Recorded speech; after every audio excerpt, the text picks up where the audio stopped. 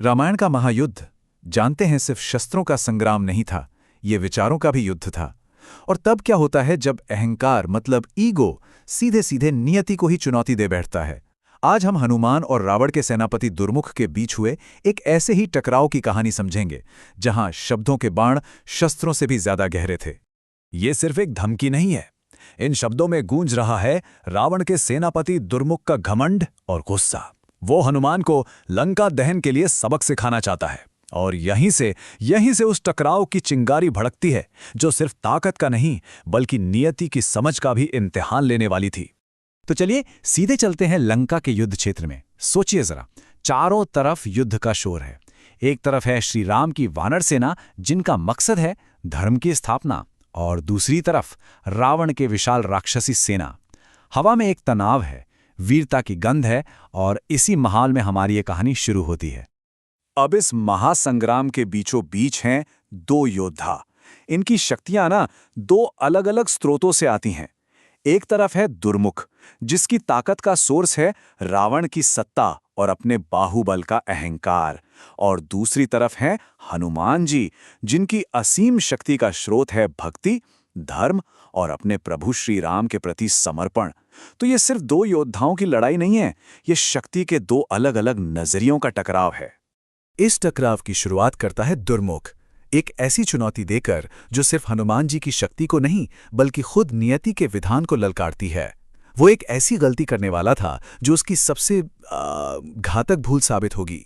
दुर्मुख का आत्मविश्वास देखिए, वो खुद को सिर्फ एक योद्धा नहीं मान रहा, वो तो ये दावा कर रहा है कि वो नियति का लिखा हुआ पढ़ सकता है।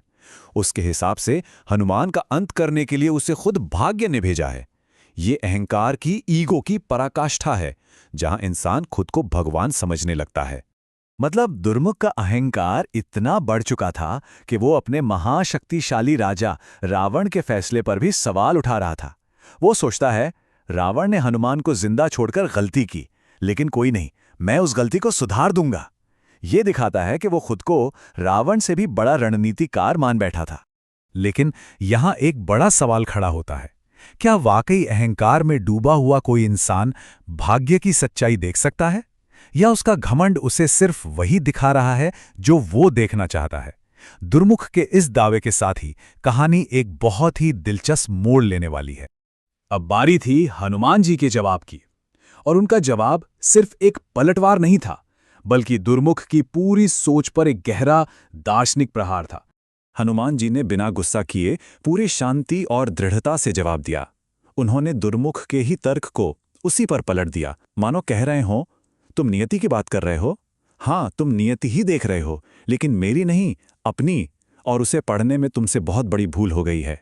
तो असल में ये सारी बहस नियति को लेकर ही है। हनुमान जी ये नहीं कह रहे हैं कि भाग्य या किस्मत जैसी कोई चीज नहीं होती। वो कह रहे हैं कि दुर्मुख का अहंकार उसकी आंखों पर एक पट्टी की तरह है जो उसे नियति का असली मतलब देखने ही नहीं दे रहा। हनुमान जी का तर्क एकदम साफ था। उन्होंने समझाया, लंका का भविष्य मेरे आने से तय नहीं हुआ।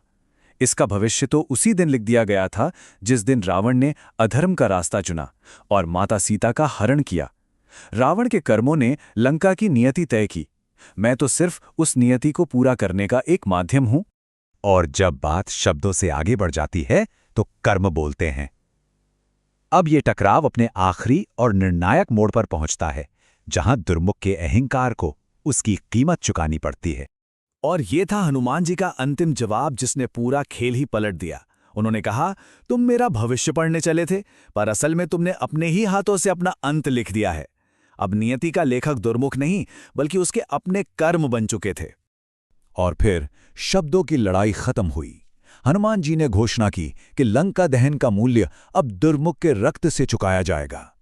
हर हर महादेव का जय घोष करते हुए उन्होंने दुर्मुख के अहंकार को उसी नियति तक पहुंचाया जिसे वो गलत पढ़ रहा था। तो इस पूरी घटना का मतलब क्या है? ये सिर्फ एक राक्षस के अंत की कहानी नहीं है। ये हमारे लिए नियति, कर्म और अहंकार के गहरे रिश्ते को समझने का एक बहुत शक्तिशाली पाठ है। दुर्मुख और हनुमान का ये युद्ध असल में दो विचारधाराओं का संग्राम था। एक तरफ था अहंकार जो सोचता है कि वो अपनी किस्मत खुद लिख सकता है, और दूसरों की भी। और दूसरी तरफ था धर्म और उद्देश्य का मार्ग, जो हमें सिखाता है कि हमारी नियति हमारे फैसलों और कर्मों से बनती है, घमंड से नहीं। और आखिर में ये सवाल हम सबके लिए है। ये प्राचीन कथा हमें आज अहंकार की सीमाओं और नियति के असली स्वरूप के बारे में क्या सिखाती है? शायद यही कि हमारा भविष्य कोई पहले से लिखी हुई किताब नहीं, बल्कि हमारे ही कर्मों का आईना है। ये सोचने वाली बात है ना?